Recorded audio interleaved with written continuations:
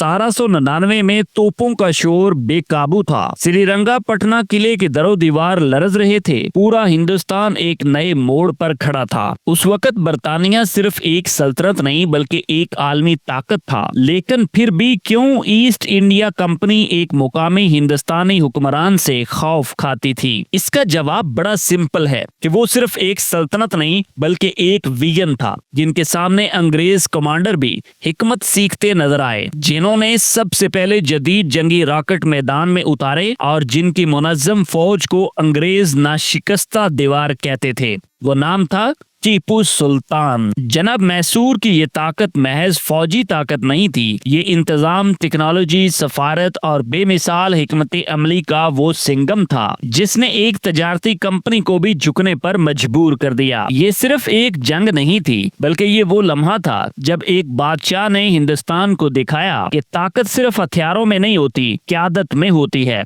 और इसी क़यादत का आगाज था टीपू सुल्तान का अरूज।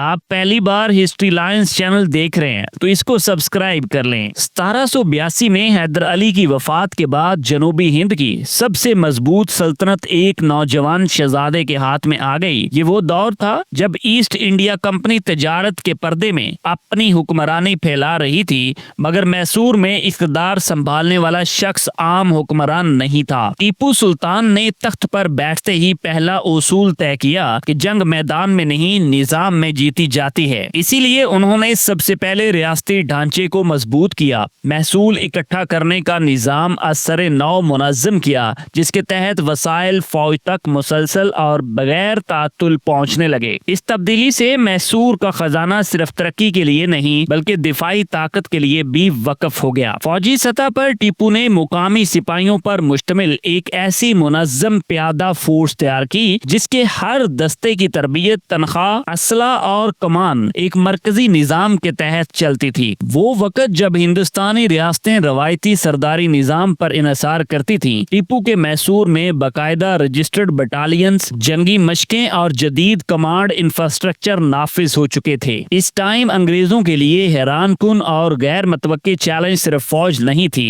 बल्कि मैसूर की तकनीकी बर्तरी थी। इस खित्ते में पहली बार जंगी रॉकेट को इस्तेमाल किया गया, एक ऐसा हथियार जिसने आने वाली दहाइयों में दुनिया की जंगों का रुख ही बदल दिया। साथ ही टीपू ने सिफारत के महाज पर किंगडम ऑफ फ्रांस से करीबी राब्ते इस्तवार किए ताकि बढ़ती हुई कंपनी ताकत के मुकाबले सियासी तवाज़ुन कायम रखा जा सके। ये इत्तेहाद गुलामी के लिए नहीं था बल्कि मज़ाहमत के लिए था। यूं जनाब, मैसूर में बादशाह सिर्फ हुक्म नहीं दे रहा था बल्कि वो एक ऐसा रियासती निजाम चला रहा था जो खुद एक जंगी ताकत था। टीपू सुल्तान के सामने सिर्फ फौज नहीं बल्कि एक पूरी सल्तनत खड़ी थी। जनाब, 1780 से 1799 तक जारी रहने वाली लड़ाइयां, जिन्हें तारीख में एंग्लो मैसूर वार्स कहा जाता है, महज जंगे नहीं बल्कि ताकत के तवाज़ुन की टक्कर थी। टीपू सुल्तान ने इन जंगों को रवायती दिफा से आगे बढ़कर एक फाल मुजाहमत में बदल दिया।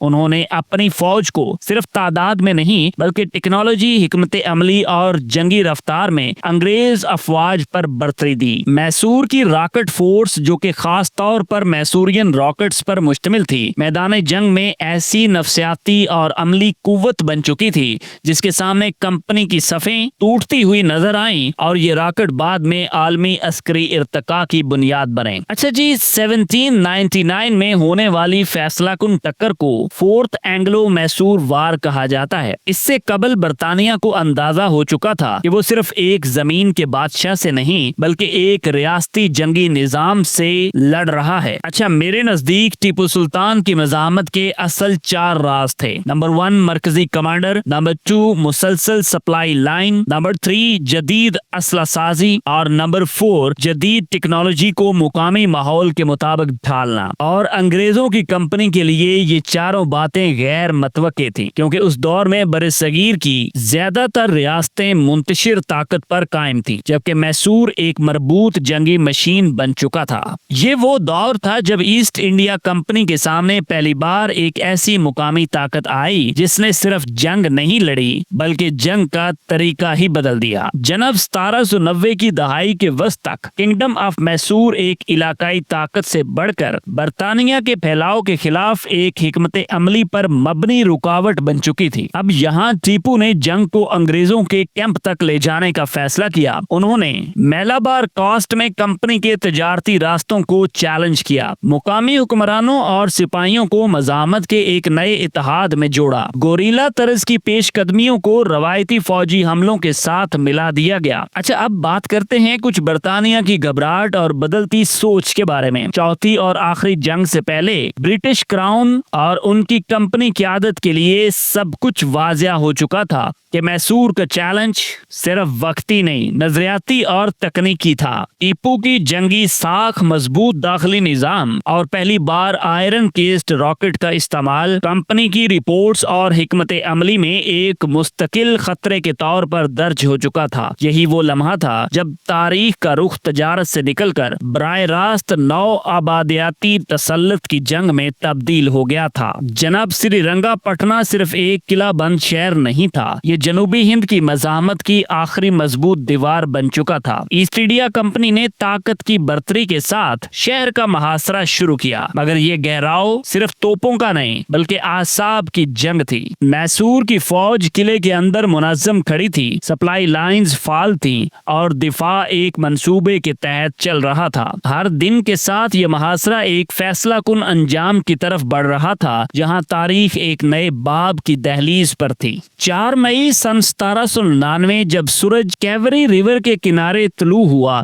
तो ये दिन मैसूर की फौजी शुजात का आखिरी इम्तहान साबित हुआ। किले के दरवाजे पर शदीद टक्कर हुई और इसी धुएं के बादल में टीपू सुल्तान भी शहीद हुए, लेकिन उनका खात्मा किसी रियासत का अंजाम नहीं था। अब जनाब टीपू सुल्तान की शहादत के बाद किंगडम ऑफ मैसूर में इक़्तिदार का एक वाज़िया मरकज बाकी न रहा। फौज तो बिखरी न थी मगर क़यादत की वो यकसा धार टूट चुकी थी जो उस सल्तनत को एक मरबूत ताकत बनाए हुए थी। इस मरहले में अंग्रेज कंपनी ने मैसूर के इंतजामी निजाम, महसूलात के ढांचे और अस्करी असासों का जायजा लेकर एक नए निजाम में मुंतकिल करना शुरू किया। ये तब्दीली फौरी नहीं मगर गहरी थी, क्योंकि अब मुकाबला किसी लश्कर से नहीं, रियासती ढांचे के तसल्लुत से था। फतह के बाद ईस्ट इंडिया कंपनी ने अपनी हिकमत अमली का रुख बदला, जो मैसूर में एक बादशाह के खिलाफ अस्करी मुहिम थी। वो पूरे हिंदुस्तान में बराह रास्त हुकूमती निजाम की तश्कील का आगाज बन गई। जमीनों का कंट्रोल, महसूली इस्लाहात और मुकामी ताकत के मराकज को मरकज के ताबे लाना, ये वो कदम थे जिन्होंने आने वाली दहाइयों में बरसगीर का सियासी नक्श ही बदल दिया था।